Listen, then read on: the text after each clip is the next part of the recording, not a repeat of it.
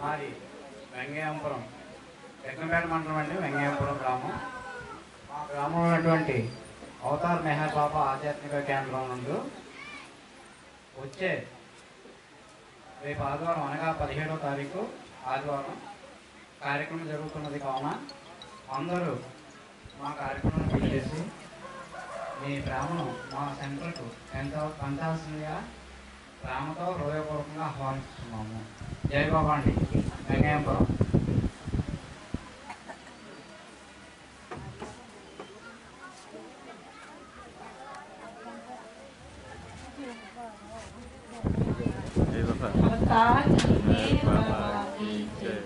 मातृश्री महेश गायत्री देवी समेत सद्गुरु श्री महेश चैतन्य जी महाराज जी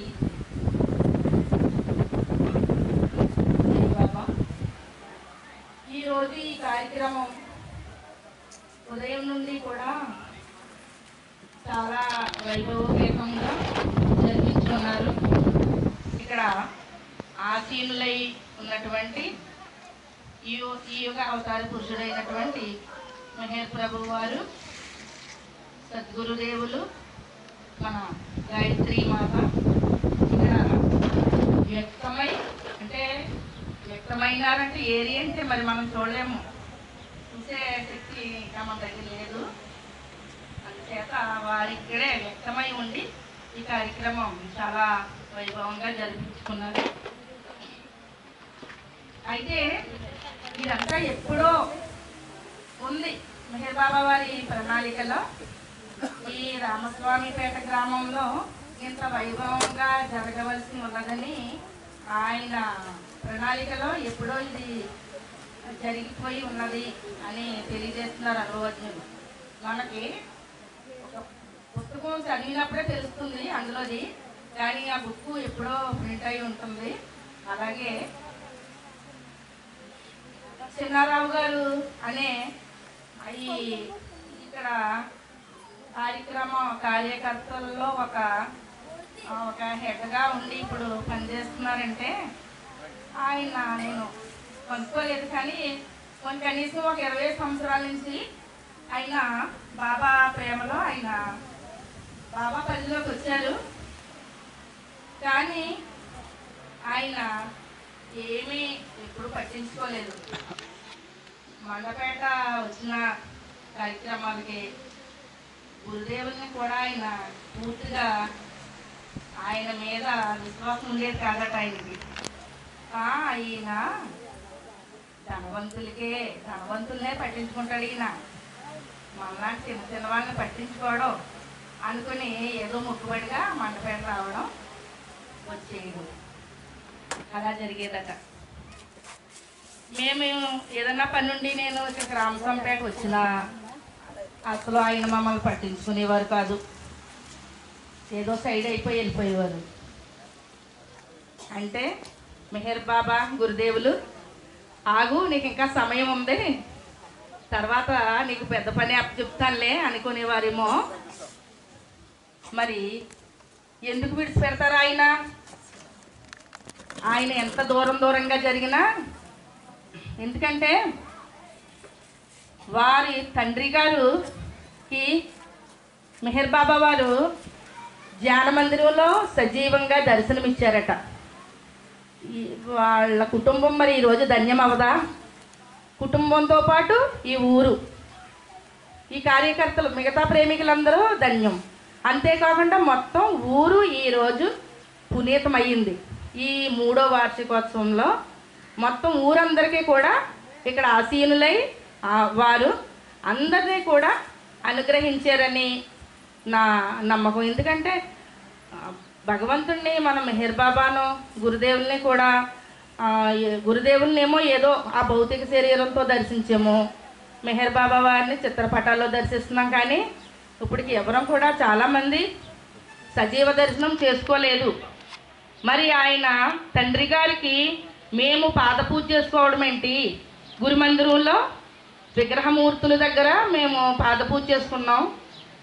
మా పాదపూజకి అని వచ్చిన ఆయనకి మెహర్ బాబా వారు ధ్యాన మందిరంలో సజీవంగా ఆయన దర్శనం ఇచ్చారట. మరి ఆయన చెప్పాడా ఆ విషయం? నాకు మెహర్ బాబా దర్శనం ఇచ్చారమ్మా ఆయన చెప్పారా? అస్సలు ఎవ్వరికీ తెలియదు. ఆయన దర్శనం ఇచ్చినట్లు, ఈయన పొందినట్లు ఆయన కిమ్మనకుండా వ్యాన్ ఎక్కేశారు. స్వయంగా గురుదేవులే మాకు, నేను నా భర్త అన్ని కార్యక్రమాలు అక్కడ పూర్తి చేసుకుని గురుదేవులకి లాస్ట్ని జయబాబా చెప్దామని వెళ్ళాం. గురుదేవా మరి మేము బయలుదేరుతున్నాం అంటే ఆయన ఏమీ తెలియనట్లు, అమ్మా ఎవరికి మీలో మెహర్ బాబా వారు ధ్యాన మందిరంలో దర్శనం ఇచ్చారట, సజీవ దర్శనం ఇచ్చారట, మీలో ఎవరికమ్మా అన్నారు ఆయన. అయ్యో బాబు ఎవరో ఆ అదృష్టవంతులు ఎవరో తెలియదు గురుదేవా అనేసి అంటే సరే జయబాబా అమ్మ వెళ్ళరండి అన్నారు. వ్యాన్ ఎక్కిన తర్వాత కూడా నేను అయ్య బాబా ఎవరికమ్మా మెహర్ బాబా దర్శనం ఇచ్చారంట అంటే, చూడండి మన పెద్దలు అన్నారు నిండుకుండ తొణకదు అన్నారు. అంటే ఆయన నిండుకుండలాగే నేను అడిగినప్పుడు కూడా ఆయన మాట్లాడలేదు. తర్వాత ఎప్పుడో నెమ్మదిగా వాళ్ళ అబ్బాయికి చెప్పారంట, బాబు నాకు మెహర్ బాబా దర్శనం ఇచ్చారు ధ్యాన మందిరంలో పలానా రోజుని అని ఆయన చెప్పారట. అటువంటి ధన్యజీవి కొడుకుగా ఆయన పుట్టడం, ఆ కుటుంబంతో పాటు ఈ కార్యకర్తలందరూ తరించడం, మొత్తం మీద ఊరు తరించడం, ఈ విధంగా ఈరోజు ఇంతటి వరకు వచ్చింది. మరి ఇంకా ముందు ముందు ఏమవుద్దో మనకు తెలియదు. మరి ఎందుకంటే మెహర్ బాబా అంత చిత్రమైన వాడని ఇప్పుడు మనం చెప్పుకోవాల్సింది ఏంటంటే చాలా చిత్రమైన వాడు. ఆయన లీలలో మనకి ఎవ్వరికి అంతు పట్టవు. మరి ఉంది కదా పాట, సర్వజ్ఞులకే అంతు దొరకని అనంతుడవు నీవు అవతారుడవు. అంటే సర్వజ్ఞులు అంటే ఎవరు? సర్వజ్ఞులు అంటే సద్గురువులు. సద్గురువులకు కూడా అంతు తెలియదట మెహర్ బాబా వారి లోతు. మరి ఒకప్పుడు మెహర్ బాబా కూడా తెలియచేశారట, నా లోతు నాకే తెలియదు, ఆయనకే తెలియదంట ఆయన లోతు ఎంతో. అందుకు నా లోతుని మీరు కొలవడానికి మాత్రం ప్రయత్నించకండి. అసలు మీకు ఆ సద్గురువులకే తెలియదు నా లోతు, నాకే తెలియదు, అందుకు నన్ను ప్రేమించండి చాలు అని తెలియచేశారట ఒకప్పుడు మెహర్ బాబా. అందుచేత అటువంటి మెహర్ ప్రభు ఎవరి చేత ఎలా చేయించుకుంటారో తెలియదు మనకి ఆయన పనులు. అలాగే అక్కడ మెహరాబాద్లో మెహర్ బాబాకి ముఖ్యమైన శిష్యురాలు మెహరా. చాలామంది బాబా ప్రేమికులకి తెలుసు. మెహర్ బాబా తెలియచేశారంట ఒకప్పుడు, నన్ను కృష్ణావతారంలో రాధ ఏ విధంగా ప్రేమించిందో ఈ అవతారంలో మెహరా నన్ను ఆ విధంగా నన్ను ప్రేమించవలసిన విధంగా ప్రేమించింది అని తెలియచేశారట. అంటే మెహరా అంటే ఇంకా అటువంటి ప్రేమికురాలన్నమాట. అయితే వాళ్ళ నాన్నగారు చనిపోయారట. చనిపోయినప్పుడు ఇంకా వాళ్ళు మెహర్ బాబా దగ్గరికి వచ్చేసారట, ఆ తల్లి కూతుళ్ళు ఇద్దరు. ఆవిడికి ఒక మేనమామ ఉన్నారట. ఆ మేనమామేమో ఎందుకు ఆయన దగ్గరికి వెళ్తారో, వచ్చేసేయండి ఇంటికి వచ్చేసేయండి, ఎందుకు ఆయన ప్రజలందరినీ మోసం చేస్తున్నాడు, నేను దేవుళ్ళని చెప్పుకుని అటువంటి ఆయన దగ్గర ఉండొద్దు, ప్రజల దగ్గర సొమ్మంతా దోసేసుకుంటూ మోసం చేస్తుంటే ఆయన దగ్గరికి ఎంత మీరు వచ్చేసేయండి అని ఎన్నిసార్లు అన్నా కానీ వీళ్ళు రామన్నారంట. రామంటే అబ్బో వీళ్ళు చాలా బాగా మునిగిపోయారు ఈ మోసంలోని, ఇలాగ ఎంతమంది మోసపోతారో ఏంటో, ఎంతమందిని మోసం చేసేస్తాడో ఈయన, నేను ఊరుకోను, చాలామందికి చెప్పేస్తాను, చెప్పేసి ఈయన అంతు తేల్పించేయాలి అని ఎన్నో ప్రదేశాలు తిరిగి చెప్పేవాడట. అదిగో పలానా చోట అహ్మద్ నగర్లో ఉన్నాడు ఒక మోసగాడు, ఎంతో మందిని మోసం చేసేస్తున్నాడు ప్రజల్ని. చూడండి ఒకసారి వెళ్ళి ఎంత మోసమో అక్కడ.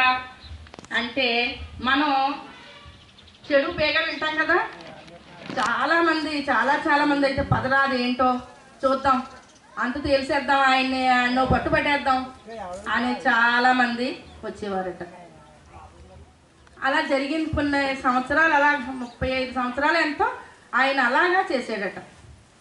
మెహరాబాద్లో ఇప్పుడు ఉంది కదా, చూసేమో మెహరాబాద్ వెళ్ళిన వాళ్ళు అందరం కూడా పెద్ద స్తూపం ఉంది అక్కడ, పెద్ద స్తంభం, ఒంటి స్తంభం పెద్ద, కిందేమో పెద్ద మత్స్యంతో ఉందన్నమాట. దాని నిండా ముఖ్యమైన ప్రేమికుల పేర్లు రాశారట. మెహర్ బాబా వారు ఫస్ట్ ఆ మెహరా మేనమామ పేరు రాయించారట. ఈ మండలి సభ్యులందరికీ కూడా అది అసలు నచ్చలేదట. అడిగేశారట ఉండలేక, ఏంటి బాబా, ఏంటి నిన్ను ఎంతో ద్వేషించి దేశాలంటే నిన్ను చెడ్డగా ప్రచారం చేసిన వాడి పేరు రాయించేబట్టి ఫస్ట్ మేము రేయింబవాళ్ళు, మేము అన్ని సంసారం పిల్లల్ని అందరినీ విడిచిపెట్టేసి వచ్చి నీ సేవలో మునిగిపోయినా మా పేర్లు రాయించకుండా ఆయన పేరు రాసేవేంటి నీకు అని అడిగారట. అడిగితే అప్పుడు చెప్పారట మెహర్ బాబా, మీరేం చేశారు నా సేవ, ఏదో నాకు కూడా ఉండి ఏదో చేశారు అంటే. మండలి సభ్యులు ఎంత సేవ చేశారో మనకందరికీ తెలుసు. వాళ్ళ జీవితాలు అర్పించేసి వాళ్ళ సర్వం విడిచిపెట్టేసి బాబాకి అర్పించేసి నాద అనేది లేకుండా నేను అనేది మర్చిపోయి సేవ చేశారు. కానీ దానిక మీకంటే ఎక్కువ చేశాడు. ఆయన పేరు నేను మర్చిపోయాను, ఆ మెహరా మేనమామ మీకంటే ఎక్కువ సేవ చేశాడు. ఎన్ని లక్షల మందిని నా దగ్గరికి తీసుకొచ్చాడో ఆయన. వాళ్ళందరూ కూడా ఈరోజు నా ప్రేమికులు అయిపోయారు. నన్ను ఏదో పరీక్షిద్దామని వచ్చారు. వాళ్ళందరూ కూడా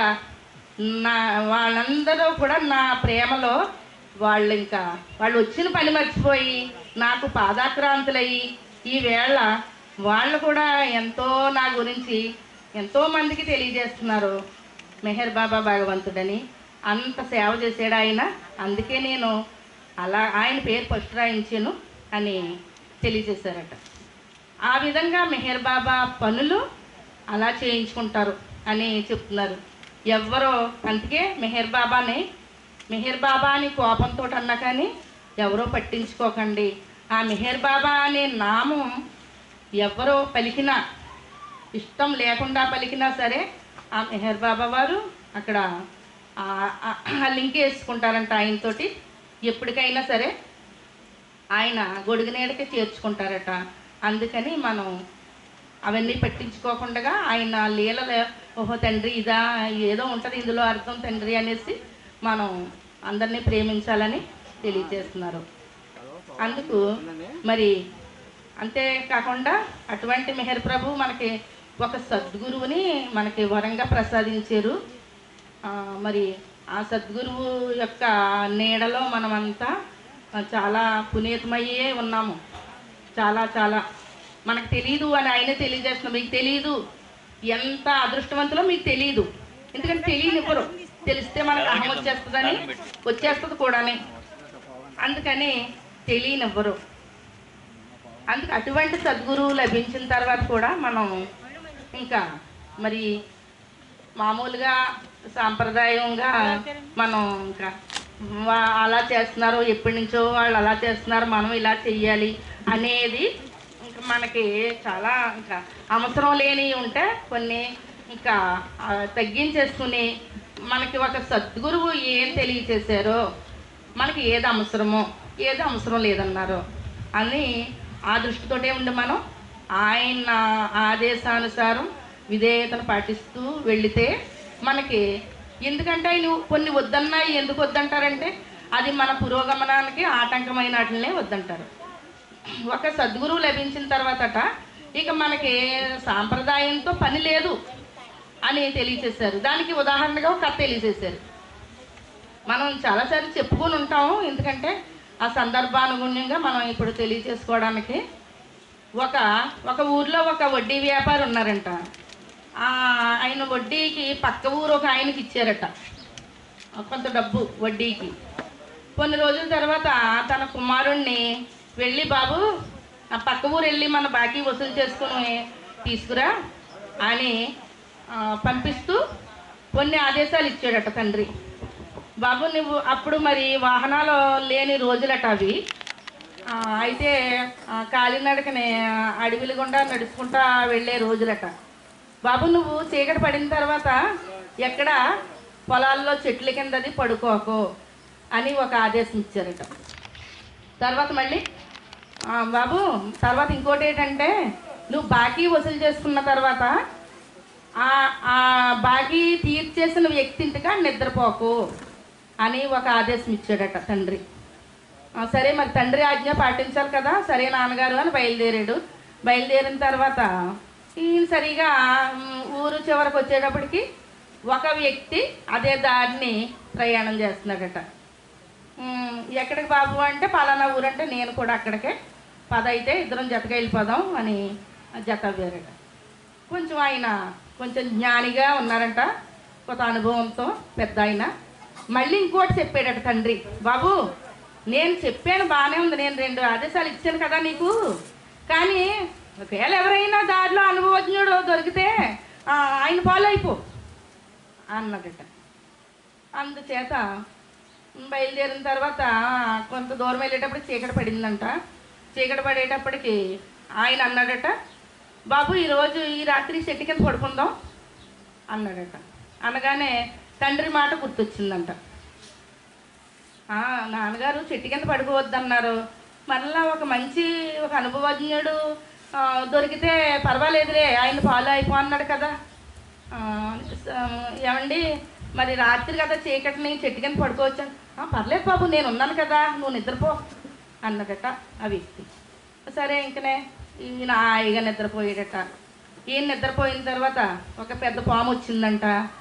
ఆ పాముని ఈ అనుభవజ్ఞుడు మెలకువగా ఉన్నాడు, చూసాడు, దాన్ని చంపేశాడు.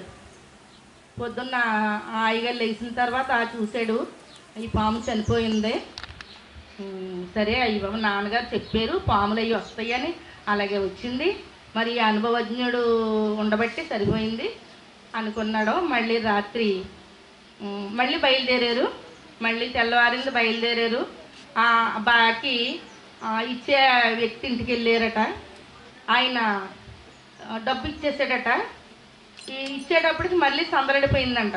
సందడిపోతే, బాబు ఈ డబ్బుతో మనం ఎక్కడికి వెళ్తాం, అర్ధరాత్రి ఇక్కడే పడుకుందాం అన్నాడట ఈ అనుభవజ్ఞుడు.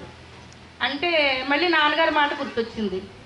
బాకీ ఇచ్చిన ఆయన ఇంటికాడ ఉండొద్దన్నారు కదా మా నాన్నగారు అంటే, బాబు నేను ఉన్నాను కదా నీకు ఎందుకు. సరే నాన్నగారు కూడా అలా చెప్పారు కదా, ఒక అనుభవజ్ఞుడు ఉంటే ఆయన ఫాలో అయిపోన్నారు కదా. సరే పడుకున్నారట. ఈదిలో వరండాలో వీళ్ళిద్దరికీ మంచాలు వేసేయడట. బాబు ఇక్కడే పడుకుంటాం మేమంటే, సరే పడుకోండి అన్నారు. వేసిన తర్వాత అర్ధరాత్రి అయ్యింది. ఈ అబ్బాయి హాయిగా నిద్రపోతున్నాడు. ఈ అనుభవజ్ఞుడు నిద్రపోడు కదా. సగం రాత్రి అయ్యేటప్పటికి తనకి 2 కొడుకులు ఉన్నారట. ఆ వ్యక్తికి 2 కొడుకులు గదిలో పడుకున్నారట. ఈ అర్ధరాత్రి కాడ ఈ అనుభవజ్ఞుడు లేచి ఆ కొడుకుల దగ్గరికి వెళ్ళి, బాబు మాకు కొత్త ప్రదేశం, అసలు నిద్ర పట్టట్లేదు, కొంచెం మీరు వెళ్ళి బయట పడుకుంటారా, మేము లోన పడుకుంటాం అంటే, సరేనండి మరి చుట్టాల మాట వినాలి కదా. సరే వాళ్ళు బయటకు వచ్చేసారు. ఈ బాబుని లెగ్గొట్టి లోనకి తీసుకెళ్ళిపోయాడు. వీళ్ళిద్దరూ లోన పడుకున్నారు. వాళ్ళిద్దరూ బయటకు వచ్చి ముసుగులు వేసేసుకుని బయట పడుకున్నారు. పడుకుంటే ఈ బాకీ తీర్చిన వ్యక్తికి ఓ దురాలోచన వచ్చిందట. అయ్యో బాబు ఇంత ధనం వీళ్ళకి ఇచ్చేసి పంపడం అంత అవసరమా, ఎందుకు వీళ్ళిద్దరినే ఒక ఏటు వేసేస్తే సరిపోయాయి కదా అనే దురాలోచన వచ్చి ఒక కత్తి తీసుకుని వచ్చి ఈ ముసుగుల్లో ఉన్న ఇద్దరినే వేసేసాడట. ఆయన వేసేసిన తర్వాత వీళ్ళు ఎప్పుడు తెల్లారదా అని చూశాడు. తెల్లారకుండానే మా బాబుని లెగ్గొట్టి, పద బాబు వెళ్ళిపోదాం తీసుకెళ్ళిపోయాడు. ఈ తండ్రి లోనకి వెళ్ళి చూసుకుంటే కొడుకులు లేరు. బయటకు వచ్చి ముసుగులు తీస్తే కొడుకులు. అయ్యో బాబా ఎంత ఘోరం జరిగిపోయింది అని ఆ లబోదిబోమంటూ ఏడ్చాడు. అయితే ఇక్కడ ఇందులో అర్థం ఏంటంటే మనకి సాంప్రదాయంలో ఎన్నున్నా మరి ఒక సద్గురువు లభించిన తర్వాత అక్కర్లేదు ఇంకా అది వద్దు నేనున్నాను కదా అని ఆయన మనకి అండగా ఆయన ఏమన్నారు, మీ వెన్నంటే నేను ఉంటానన్నారు ఆయన మనకి గురుదేవులు.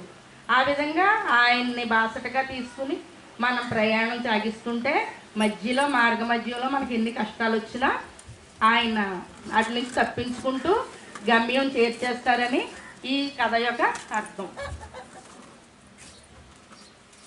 అలాగే ఇంకా ఎన్నో మరి రుద్రరావు గారు జయబాబా చెప్పినా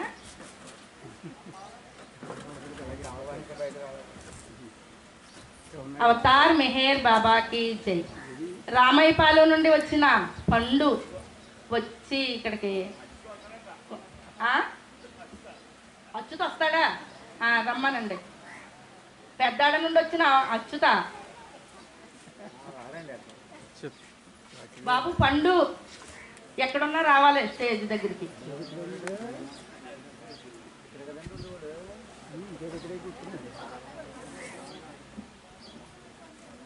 ఎందుకంటే अवतार मेहर बाबा की जय, अवतार मेहर बाबा की जय, अवतार मेहर बाबा की जय। मातृश्री मेहर गायत्री देवी समेत सद्गुरु श्री मेहर चैतन्य जी महाराज की जय। वागर्धाविव संपृक्तौ वागर्ध प्रतिपत्तये जगतः पितरौ वन्दे పార్వతీ పరమేశ్వరం. జై బాబా అండి, అందరికీ జై బాబా.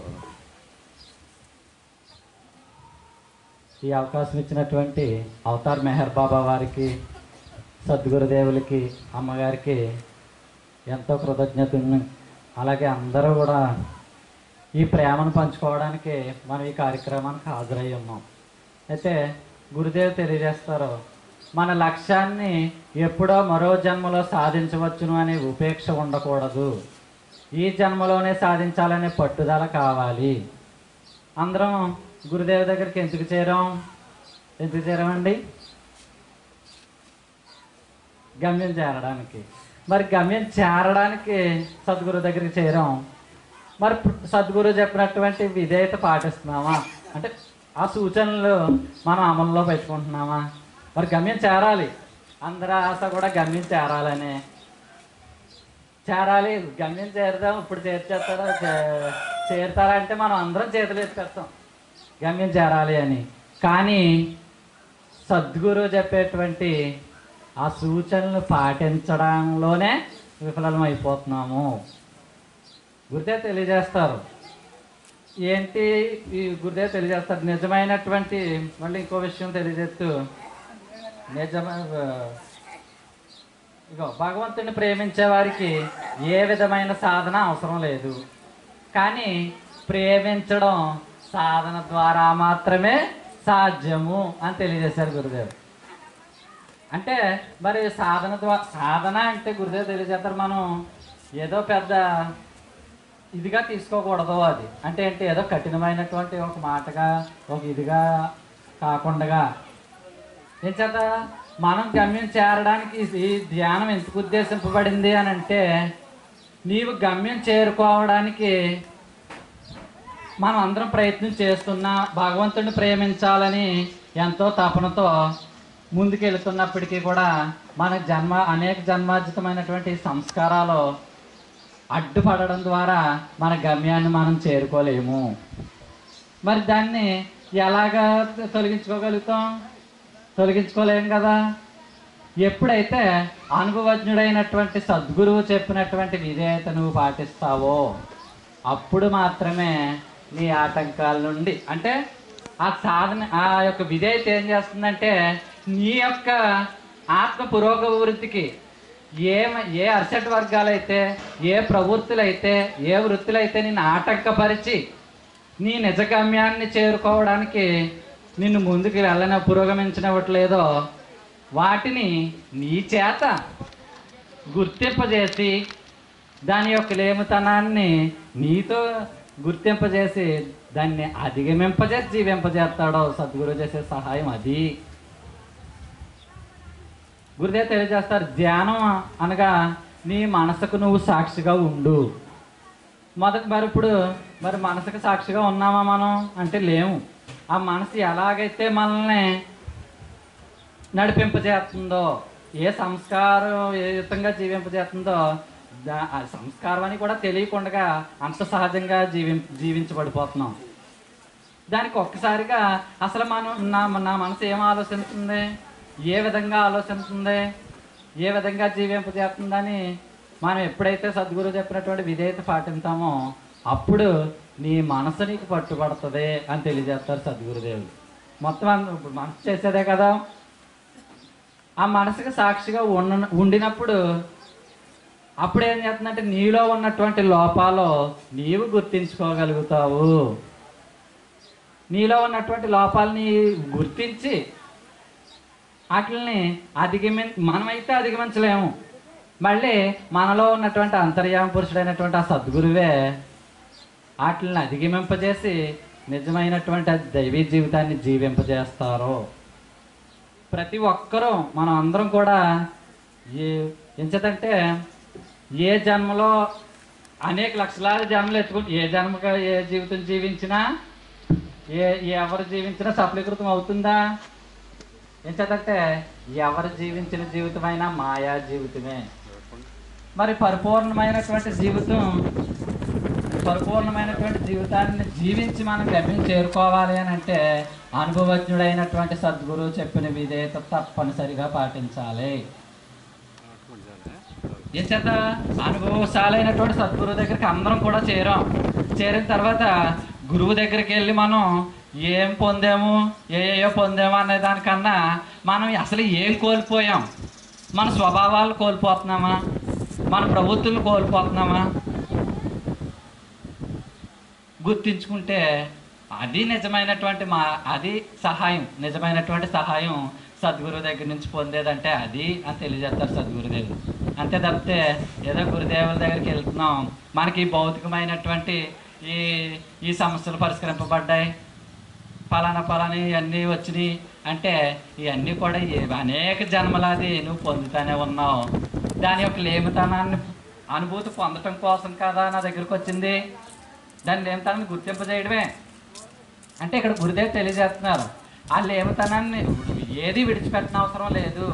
దాని ఎడలు ఉండేటువంటి ఆ లంపటత్వం, ఆ లేమితనాన్ని గుర్తించి జీవించినట్లయితే అదే దైవీ జీవితం అవుతుంది. అప్పటి వరకు సంస్కారయుతంగా ఆలోచించేటువంటి ఆలోచన ఏం చేస్తుందంటే కర్మకు మరింత బద్ధుళ్ళు చేస్తుంది మనల్ని. మరి ఇలాంటి ఈ కర్మయుతమైనటువంటి జీవితం జీవించి ఎన్ని జన్మలకైనా సరే మనం ముందుకు పురోగమించలేము. ఇప్పుడు సద్గురువు దగ్గరికి చేరుకున్నాం. సద్గురువు దగ్గరికి చేరుకున్న తర్వాత సద్గురువు చెప్పినటువంటి అదే అంటారు ఇక్కడ గురుదేవ్ తెలియజేస్తారు. మరి ఏటి విధేయత అంటే నాకు నీవు లింక్ అవ్వడం. మరి మనం అందరం సద్గురుదేవులకి లింక్ అయి లేమా అంటే లింక్ అయి లేము. ఆత్మమైనటువంటి మనం మన అంతర్యామితో లింక్ అయి లేము. ఈ భౌతికమైనటువంటి సృష్టితోటే లింకప్ అయి ఉన్నది. మన యొక్క చైతన్యం అయితేనేమి మన యొక్క జీవిత విధానం. ఎప్పుడైతే అంతర్యామ పురుషుడైనటువంటి సద్గురు వైపుకు నీవు మరలుతావో దృష్టి మరలేటప్పటికి నీలో ఆ జ్ఞాన సూర్యుడై ఉన్నటువంటి ఆ సద్గురువు తానే సహజంగా వ్యక్తమైపోతాడు. గురుదేవ్ తెలియజేస్తారు. ఎవరు ఎరుకుతో ఉండగలరు అంటే సృష్టిలో సద్గురు అవతారులు తప్ప చదువు ఎవరు కూడా ఎరుకుతో ఉండలేరు, జీవించలేరు. అటువంటి సద్గురువుని మనం మరింత గురుదేవ్ తెలియజేస్తారు. మరి గమ్యం చేరాలనేటువంటి జిజ్ఞాస కదా మన అందరిదేని. ఇప్పుడు ఏదో ఒక వస్తువుని మనం పొందాలి అనుకుంటాం. ఆ వస్తువును పొందాలి అనేటువంటి ఆ సందర్భంలో దాని యొక్క స్థితిని, ఆనందాన్ని, అనుభూతిని పొందాలనేటువంటి సందర్భంలో దానికోసం ఎంత పరితపిస్తాం, దాన్ని ఎప్పుడో దాని మీద తీవ్రత ఏమవుతుందంటే ఎప్పుడో పొందాలి, ఇప్పుడు వచ్చేస్తే బాగుంది కదా అనుకుంటుంది. అలాగే గమ్యం చేరుకునేటువంటి ఆ సందర్భంలో అది అజ్ఞాన సంబంధమైన ఆలోచన. కానీ ఈ భగవంతుడి పరంగా ఈ ఆలోచన ఏం చేస్తుందంటే ఇది మనల్ని మరింత మరింత దగ్గరికి చేరుస్తుంది. ఎరుక ఏంటి? ఎరుక అంటే లేమితనమైన స్వభావంగా కలిగినటువంటి ప్రతిదాన్ని గుర్తించడమే. ఎప్పుడైతే సద్గురువు చెప్పినటువంటి విధేయత పాటిస్తూ సద్గురువుని మరింత లింక్ అయి ఉంటామో అప్పుడు ప్రతి దాంట్లో మనం జీవించేటువంటి జీవిత సర్వ అనుభవాల్లోనూ కూడా ఆ లేమితనాన్ని గుర్తింపజేసి అందులో ఉన్నటువంటి ఆ నిజమైనటువంటి సత్య జీవితాన్ని జీవింపజేసి మనల్ని భగవంతుడిలో చేర్చగల సర్వసమర్థుడు సద్గురు శ్రీ మెహర్ చైతన్యజీ మహారాజు వారు. మరి అటువంటి గురువుని ఆశ్రయించాం మనం. అటువంటి గురువుని ఆశ్రయించి మనం ఏం కోరాలి అంటే అదే కోరాలి. ఇంకేం కోరినా అవన్నీ వ్యర్థముల. గురుదేవ్ మెహర్ బాబా సర్వోత్తమ తత్వస్థితిలో తెలియజేస్తారు. నేను మధ్య మార్గంలో ఉన్నటువంటి సాధువుని కాదు, సంతుని కాదు, సన్యాసిని కాదు, యోగిని కాదు, నేను హైయెస్ట్ ఆఫ్ ది హై, సర్వోన్నతుడను. మరి ఆ సర్వోన్నతుడైనటువంటి ఆ మెహర్ ప్రభు దగ్గరికి వెళ్ళి మనం అజ్ఞానమైనటువంటి ఈ స్థితులన్నీ కోరితే బాబా అంటారు, నువ్వు జీవించేదే ఒక అజ్ఞాన జనితమైన జీవితం అయితే నీ అజ్ఞానానికి నువ్వు కోరినటువంటి అజ్ఞానం అంతా కూడా నీకు కోడేసి నిన్ను మరింత ఊబులో పడదోయడానికి అయితే నేను రాలేదు.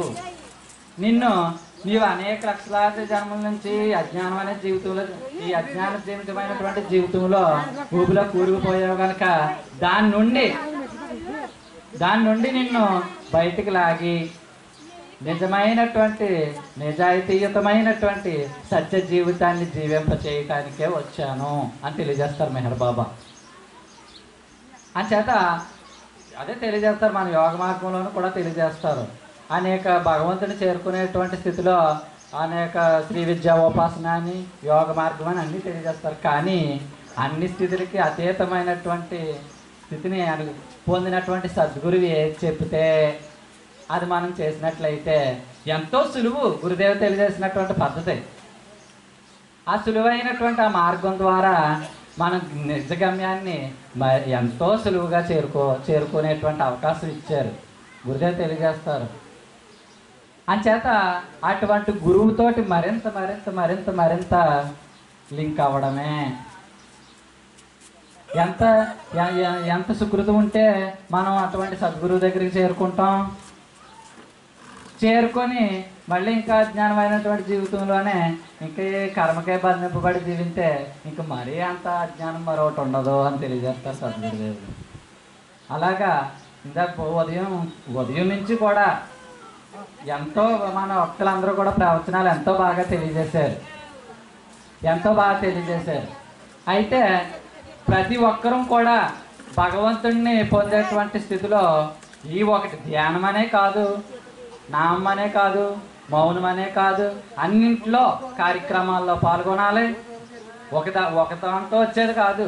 ఆ జిజ్ఞాస మరింత తీవ్రమై ఉండాలి.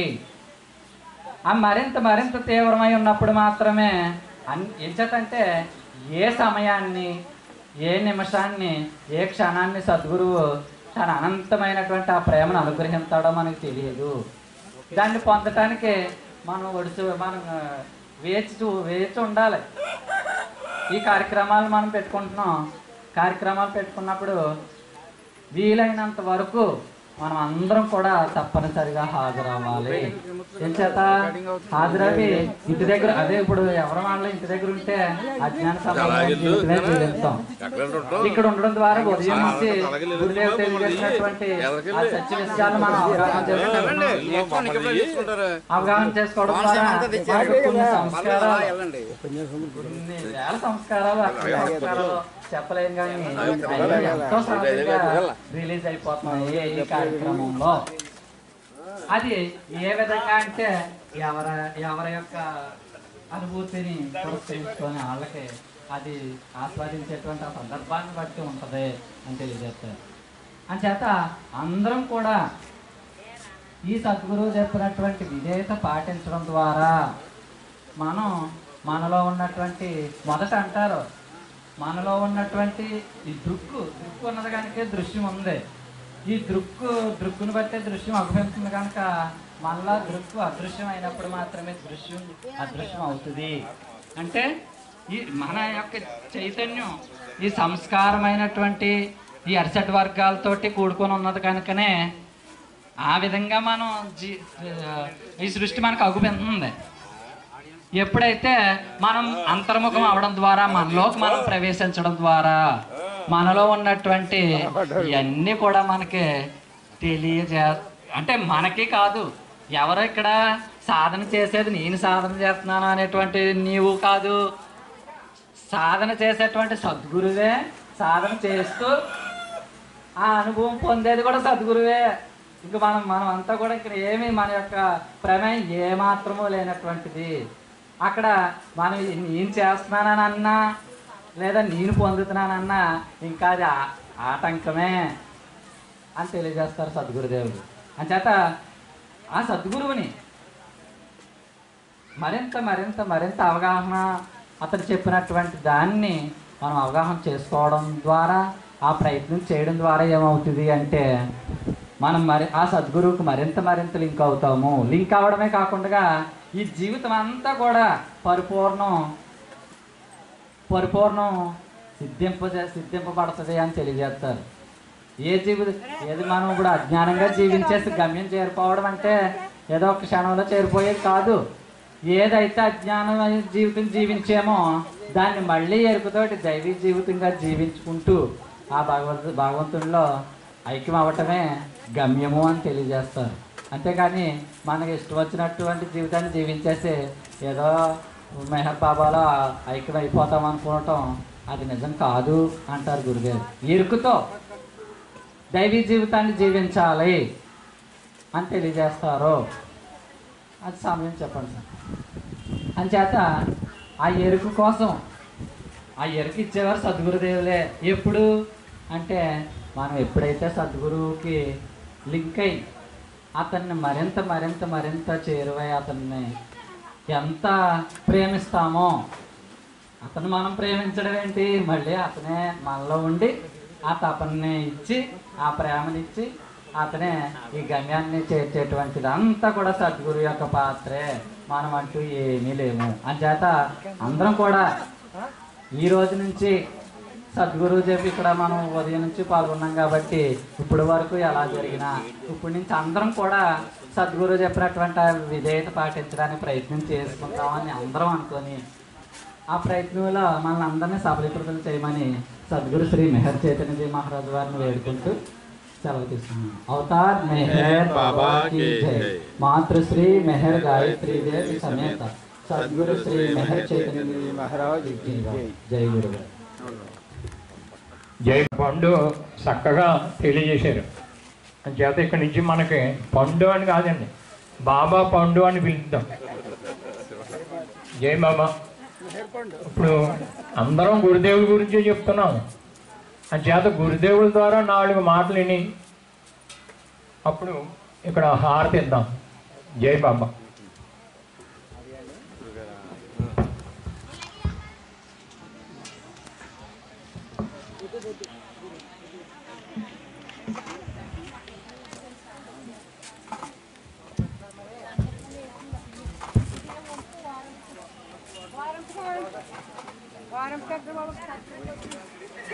జీవించడం అనేటువంటి ఈ క్రియ ఎక్కడ ప్రారంభించాలి అంటారంటే మెహర్ బాబా మన కుటుంబంలోనే ప్రారంభించాలి అని తెలియజేస్తారు.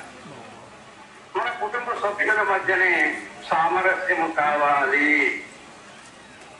ప్రేమ అనేటువంటి అనుబంధము కావాలి అని తెలియజేస్తారు. మన కుటుంబ సభ్యుల మధ్యనే సామరస్యం లేనప్పుడు ఇంకా బయట ప్రపంచంతో నీవు ఎలా సామరస్యం వహించగలవు? ఏ ఇంటి యజమానైనా తన బిడ్డలను ప్రేమించవలసిన రీతిగా ప్రేమించలేకపోతే బయట ప్రపంచాన్ని ఎలా ప్రేమించగలుగుతాడు? ఇంకా అవపరించిన దేవుణ్ణి ఎలా ప్రేమించగలుగుతాడు? ఇదంతా శుష్క వేదాంతం. అంచేత ఈ వేదాంతం జోలికి పోలేదు మెహర్ బాబా. అందుకని ప్రప్రథమముగా నీ కుటుంబమే ల్యాబొరేటరీ అంటారు.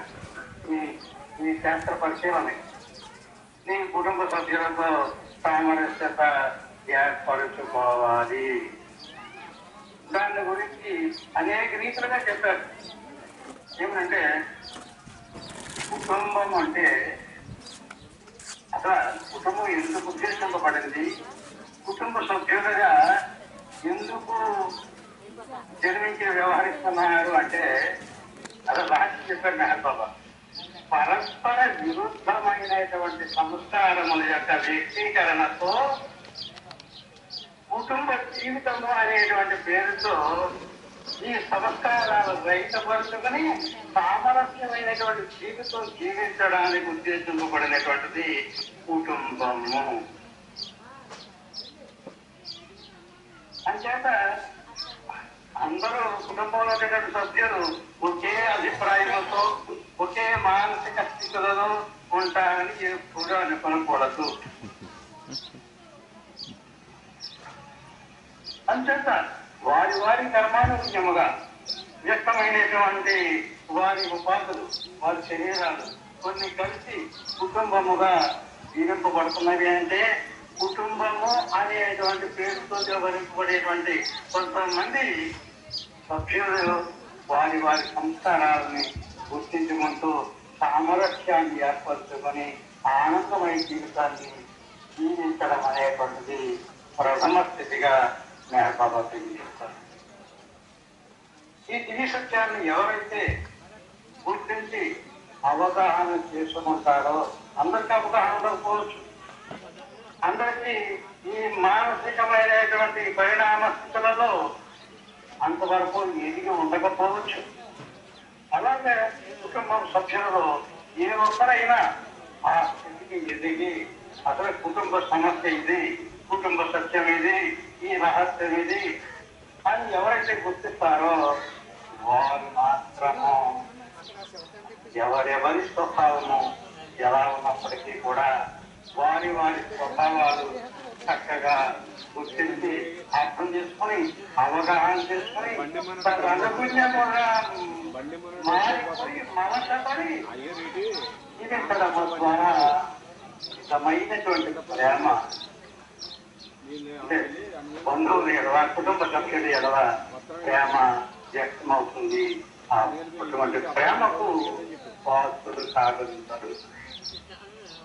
అలా కాకపోయినట్లయితే ఈ కుటుంబ సభ్యుల మధ్య భక్త విరోధమే ప్రేమక బదులుగా ద్వేషభావాలు, అద్వైత భావాలు ఇవన్నీ తలెత్తుతూ ఉంటారు.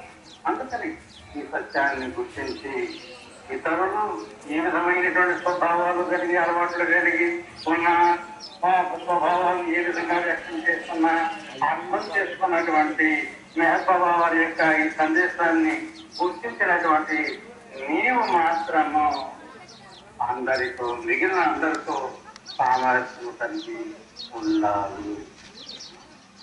ఇతరులు కోపిష్లైనా సరే నీవు శాంత స్వభావాన్ని చూపించాలి అని తెలియజేస్తారు. బిడ్డల పెంపకం దగ్గర నుంచి ప్రారంభించి బాబా బిడ్డల పెంపకంలో బిడ్డ యొక్క ప్రేమను నీవు ప్రారంభం నుండి సంపాదించాలి. ఎందుకంటే మీ బిడ్డలలో ఉన్నది నేనే మీ బిడ్డల రూపంలో ఉన్నాను అంటారు మెహర్ బాబా. నన్ను ప్రేమించడానికి ఉపలాట పడుతుంటారు, కానీ మీ పిల్లల్ని ఇగ్నోర్ చేస్తానంటారు, ఉపేక్షిస్తూ ఉంటారు. అది నేను సహించను అంటారు మెహర్ బాబా. పిల్లల యొక్క ప్రేమకు ఎప్పుడు పాత్రుడవుతాడు పేరెంట్ తల్లిదండ్రులు అంటే నా తల్లిదండ్రులు నన్ను ప్రేమతో సాగుతున్నారు, నా యొక్క మంచి కోసము నా యోగక్షేమముల కొరకు వారి ఎన్నో అవసరాలు మానుకుని కూడా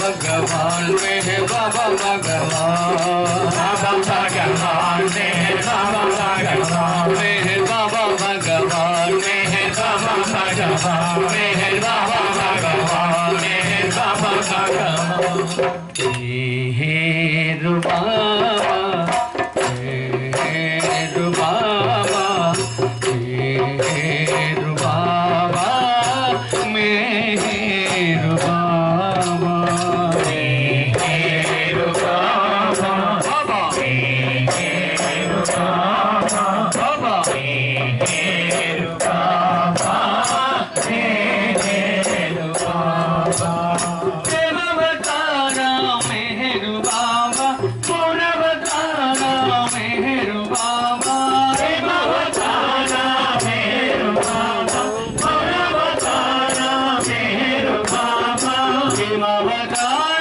मेरे बाबा पूर्ण बताना मेरे बाबा प्रेम बताना मेरे बाबा पूर्ण बताना मेरे बाबा मेरे बाबा मेरे बाबा मेरे बाबा मेरे बाबा देव देवा आ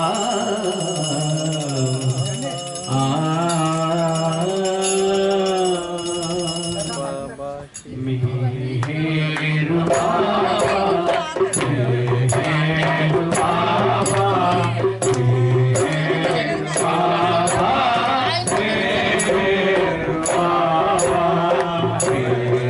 मेरे बाबा मेरे बाबा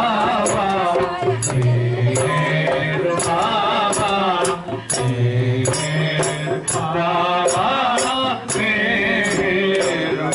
बाबा परब्रह्म जी मेरे बाबा परमात्मा जी मेरे बाबा परब्रह्म जी मेरे बाबा परमात्मा जी मेरे बाबा परब्रह्म जी मेरे बाबा परमात्मा जी मेरे बाबा परब्रह्म जी मेरे बाबा परमात्मा जी मेरे बाबा मेरे बाबा मेरे बाबा मेरे बाबा मेरे बाबा देव देवा आ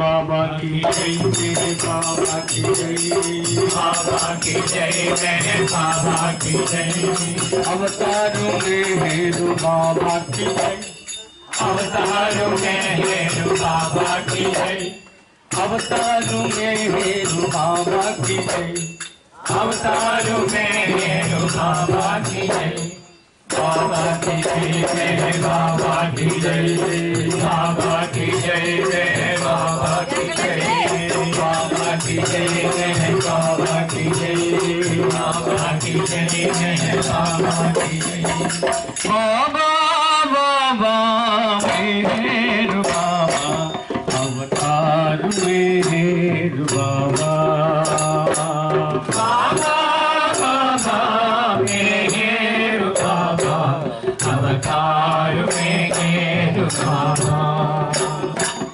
अवतार मेरे बाबा परब्रह्म जीवे परमात्मा जीवे परब्रह्म जीवे परमात्मा जीवे परब्रह्म परमात्मा परमेश जीवे परब्रह्म परमात्मा परमेश जीवे बाबा बाबा मेरे बाबा अवतार मेरे बाबा बाबा बाबा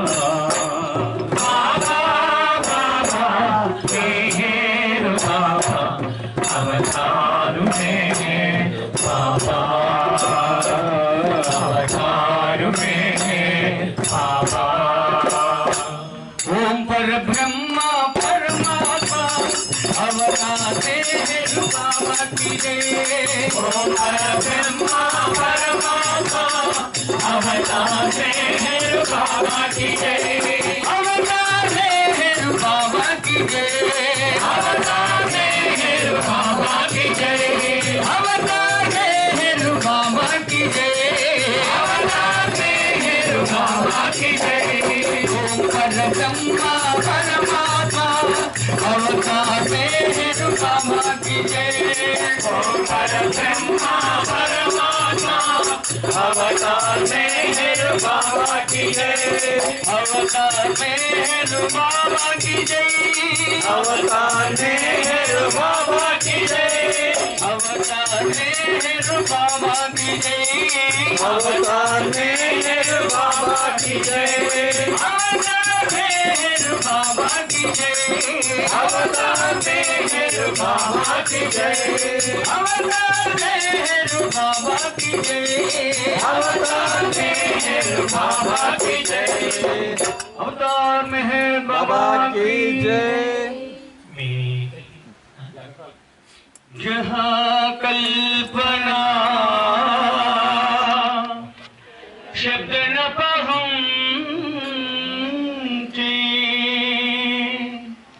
ऐसे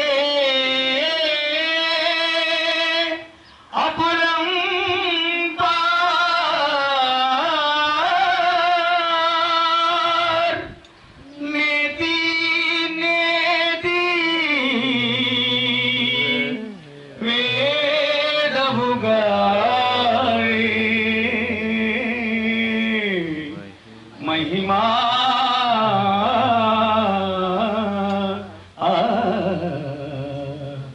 तूरी अपार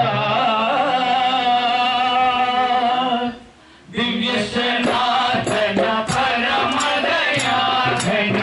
दिव्य सनातन परम दयाघन। हे जगदोद्धारो मेरु मन आरति स्वीकारो। मेरु मन आरति स्वीकारो।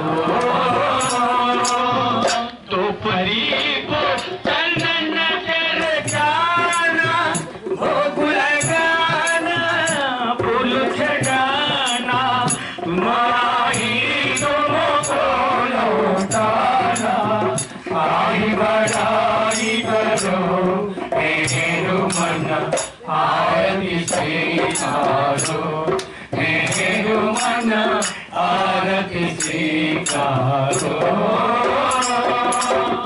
सकल निधि के तुम कारण हो। सकल विश्व कारण हारे हो। तुम सम और नहीं तुम ही हो। एक अवतारो मेरे मन आरती स्वीकारो। मेरे मन आरती स्वीकारो। सकल चराचर तुम्हारी माया। सकल चराचर तुम्हारी माया। माया भी तो तुम्हारी छाया। तुम्हारी छाया। तुम्हारी छाया। तुम्हारा अंत न कोई पाया। तुम्हारा अंत न कोई पाया। तुम्हारा अंत न कोई पाया। तुम्हें आनंद करो मेरे मन आरती स्वीकारो। मेरे मन आरती स्वीकारो। अपने को रब तो नहीं जाने। महिमा तुम्हारी या पहचाने। लोग सभी कहते अनजाने।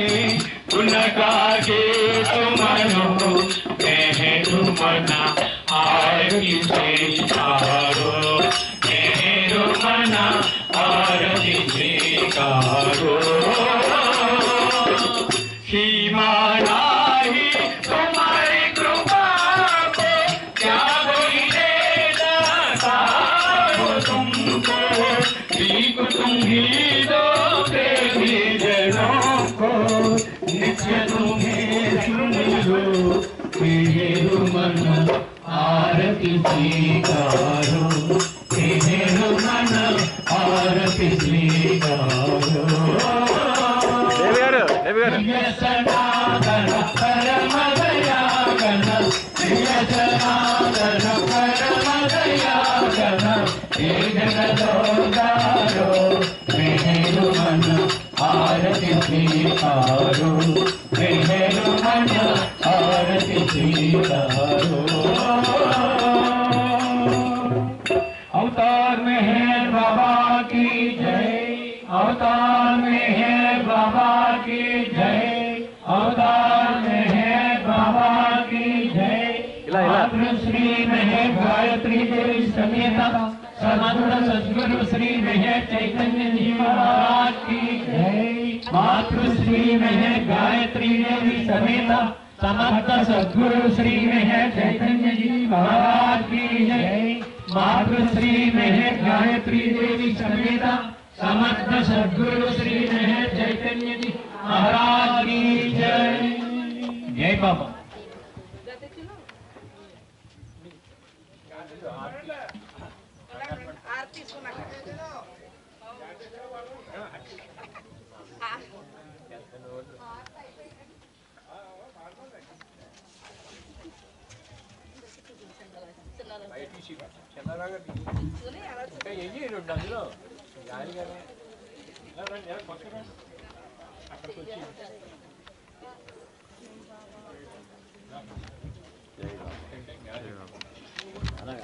అలాగే చూపించండి అంతే అలాగా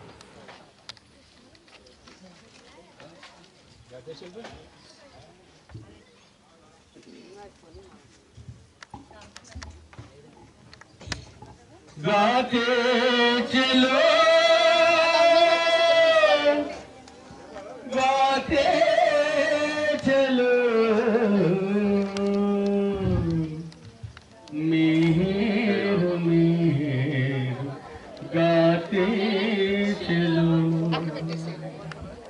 गाते चलो गाते चलो गाते चलो गाते चलो मेहर मेहर తీసుకోండి चलो मेहर मेहर गाते चलो काम करते चलो काम करते चलो काम करते चलो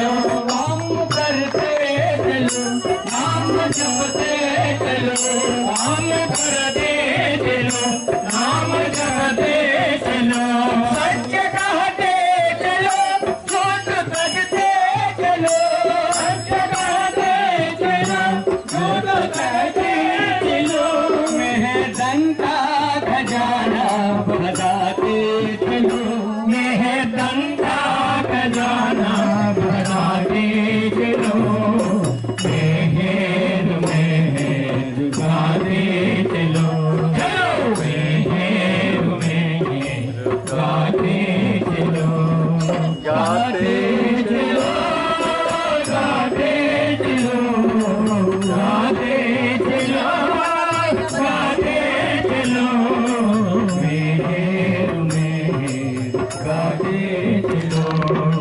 मेहर मेहर गाते चलो दुख में भूलो नहीं दुख में भूलो नहीं दुख में बोलो नहीं दुख में बोलो नहीं सुख में भूलो नहीं दुख में भूलो नहीं दुख में बोलो नहीं दुख में बोलो नहीं मुस्कुराते चलो हंसते गाते चलो मुस्कुराते चलो हंसते गाते चलो प्रेम जीवन की धारा बहाते चलो प्रेम जीवन की धारा बहाते चलो मेहर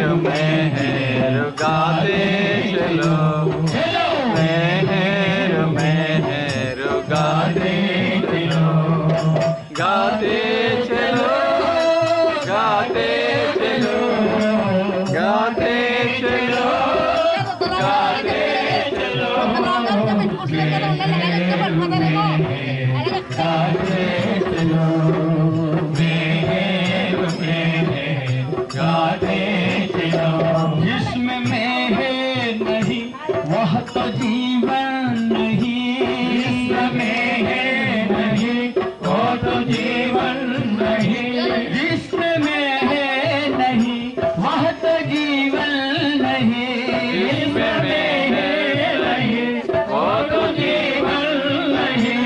मैं मिठा दे चलो, मैं जगा दे चलो, मैं मिठा दे चलो, मैं जगा दे चलो।